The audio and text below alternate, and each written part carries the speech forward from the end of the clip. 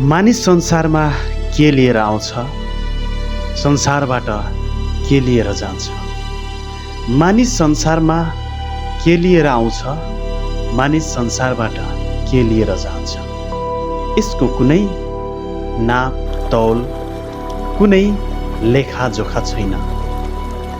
एका देशमा एकजना धनी मानिस थियो, जसले धेरै धन सम्पत्ति कमाइसकेको थियो र उसले एक वर्षमा धेरै उसले अन्न उब्जनी गर्यो र रुपैयाँ पैसा पनि धेरै आम्दानी गर्यो र उसले सबै आफ्नो धन सम्पत्तिलाई नियालेर हेर्दछ र उसले मनमा सोच्दछ, अब मसँग 7 पुस्तासम्म मैले आराम गरेर खान सक्छु।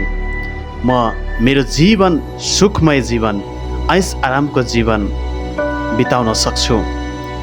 मैले काम गर्नु पर्दैन।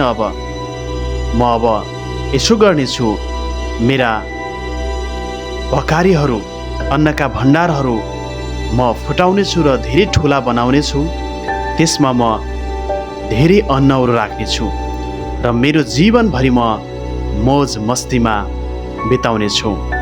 र उसले भन्छ, ए प्राण, खा पी र मोज गर। र ऊ त्यसरी आफ्नो सारा सम्पत्तिमा उसले गर्व गर्दछ र घमण्ड गर्दछ।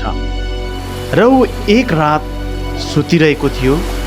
त्यही मध्यरातको समयमा स्वर्गबाट परमेश्वरले भन्नुभयो, ए मूर्ख मानिस, आज राति नै त मेरो साथमा आइज। र त्यसपछि त्यो व्यक्ति त्यही राति नै त्यस संसारबाट र सबै धन सम्पत्ति छोडेर ऊ संसारबाट बिदा हुँदछ। र उसको सम्पत्तिले, उसको धनले उसलाई बचाउन सक्दैन।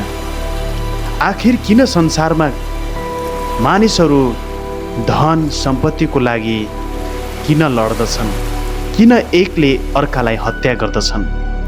किन धन सम्पत्तिको लागि सम्बन्ध टुटाउँदछन्? किन रुपैयाँ पैसाको लागि मानिसहरूले आफ्नो इमानहरू बेच्दछन् भने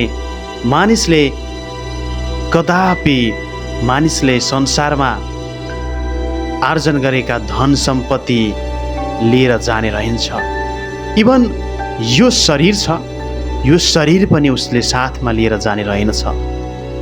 एक दिन यो शरीरबाट जुन आत्मा छ, त्यो आत्मा निस्कियो भने शरीरको अस्तित्व मेटिएर जान सक्छ।